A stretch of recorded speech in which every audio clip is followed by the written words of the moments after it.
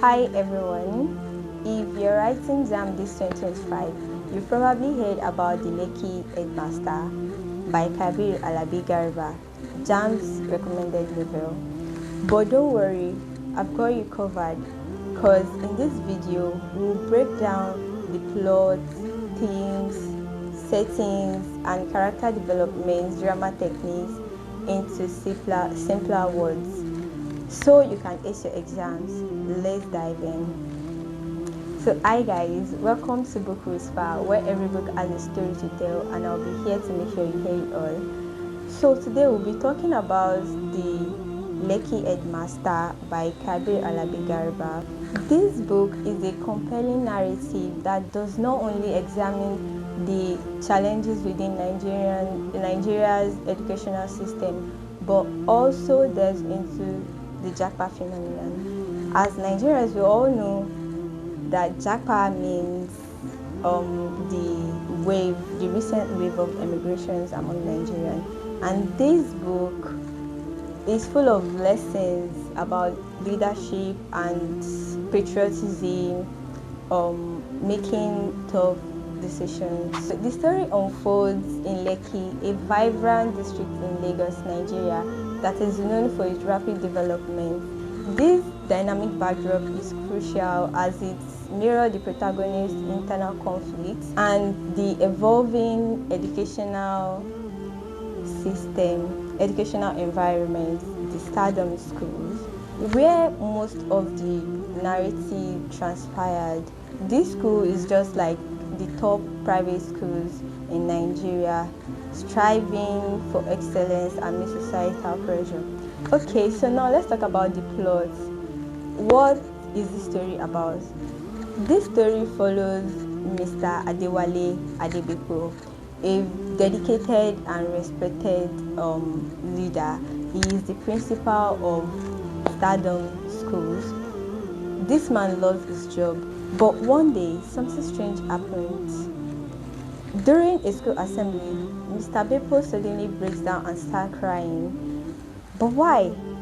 Mr. Bepo has a big decision to make. Should he stay in Nigeria where he loves his job and continue helping his students, or should he leave to join his family in the UK for a better financial future? This is a tough decision for Bepo, because we know most Nigerians facing this problem, whether to stay or leave, will definitely choose to leave the country for better future, better life.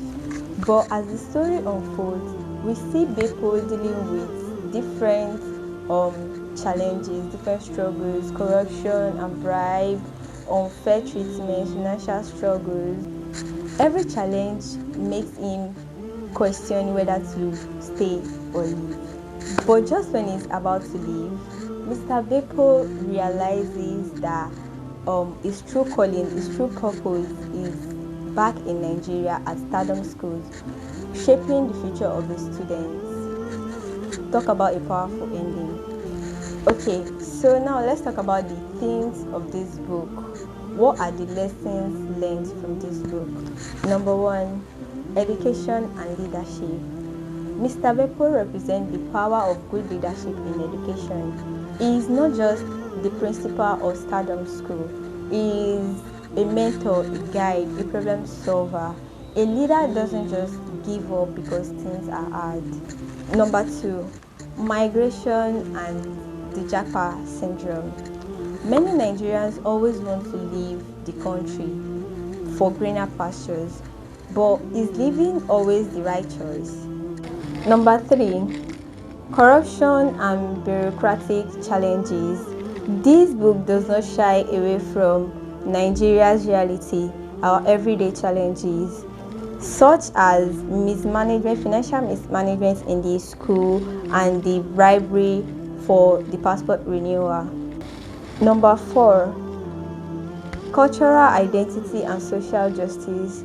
This book also serves as a commentary on Nigeria's rich cultural heritage.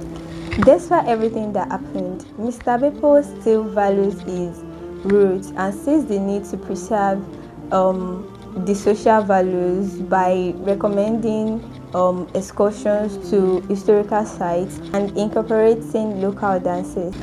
And number 5, personal sacrifices and dating. This journey of Mr. Beppo is one of personal sacrifice. The tension between achieving financial stability abroad and staying faithful to one's calling. Other themes in this book is national pride, patriotism, job insecurity, and family loyalty. So now let's talk about the drama techniques. So firstly, the book used the technique of flashback, telling us about Mr. Beppo, how he started a school, how the school has to close down, where he used to like teach before stardom schools. There is also the technique of proverbs and idioms. The book is notable for its rich use of Yoruba proverbs and cultural expressions. There is also figure of speech like personification, attributing human qualities to inanimate objects. Example from the book is you could see a rock carrying 3 other rocks on its head. We all know that rocks don't have heads. So there is also hyperbole, over exaggeration. Examples from the book: information travels faster than light. There is also onomatopoeia, words that resemble the sound. And example from the book is the school photographer went click click click. So there is also endiades. This is like when 2 words like express one thing. An example from the book is the MD is a witch and wizard called in one. So now let's talk about the character development, like who are the main characters in this book. So Mr. Beppo, the protagonist, started as a strong leader but struggles with self-doubt. So reading from dawn to dusk, we can see him reconnecting with his mission in education.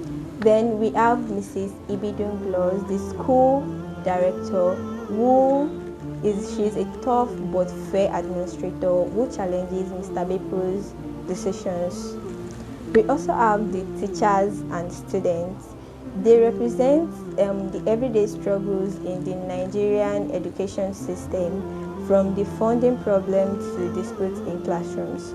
So since there is a protagonist, there should be an antagonist, right?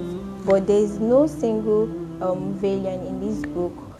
Mr. Beppo's biggest enemies are personal doubts, pressure of migration, and corruption. Okay, so here is the only tip to answer questions, JAMB questions very well.